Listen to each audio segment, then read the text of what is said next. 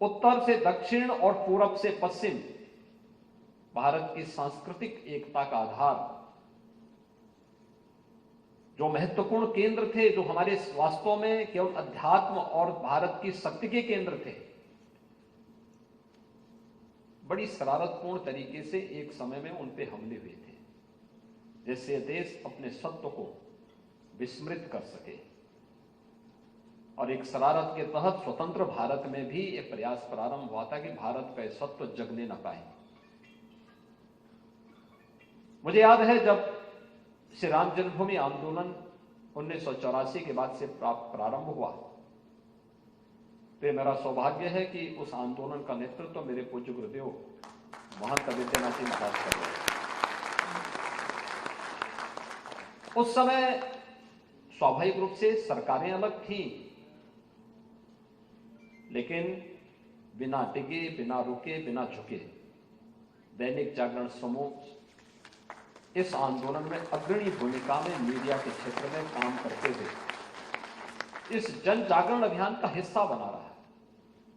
इसके लिए उन्हें हमले झेलने पड़े थे, तमाम प्रकार की प्रताड़ना झेलनी पड़ी थी, और अंततः जो सत्य होगा उसकी तो जीत होनी होनी है, और वही हुआ। अयोध्या में रामलला फिर से विराजमान हुए हैं। दुनिया ने न्याय और सत्य की लड़ाई को एक बार पुनर्स्थापित होते हुए देखा है। पूरे देश के अंदर जिस प्रकार का माहौल था,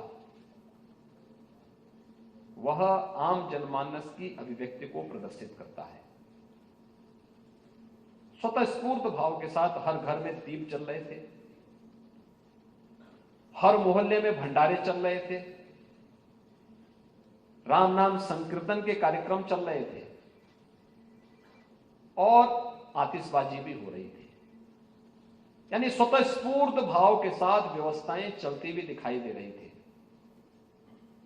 और हम लोगों ने तो यह भी देखा कि जो लोग सामान्य दिनों में इन सब चीजों से बहुत दूर रहते हैं, वे लोग भी उस अभियान का हिस्सा बने हुए थे। लेकिन इस पूरी लड़ाई को किन किन स्तरों पर नहीं लड़ी गई। संभवतः दुनिया का पहला ऐसा अभियान था, ऐसा आंदोलन था,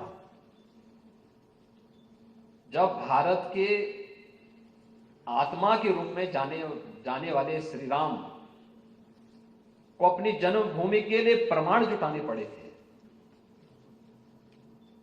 अनुमान करिए किस स्तर पर न दिए गए और किस किस प्रकार की लड़ाई नहीं लड़ी गई हो। हर प्रकार की लड़ाई लड़ी गई, लेकिन अंततः जो भारत का उद्घोष है सत्यमेव जयते का, वह सार्थक हुआ, और मैं इसके लिए आप सबको हृदय से बधाई देता हूं।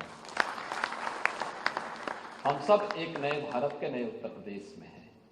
अयोध्या में प्रभु राम की प्राण प्रतिष्ठा का एक कार्यक्रम, इस नए उत्तर प्रदेश की प्राण प्रतिष्ठा का भी कार्यक्रम है।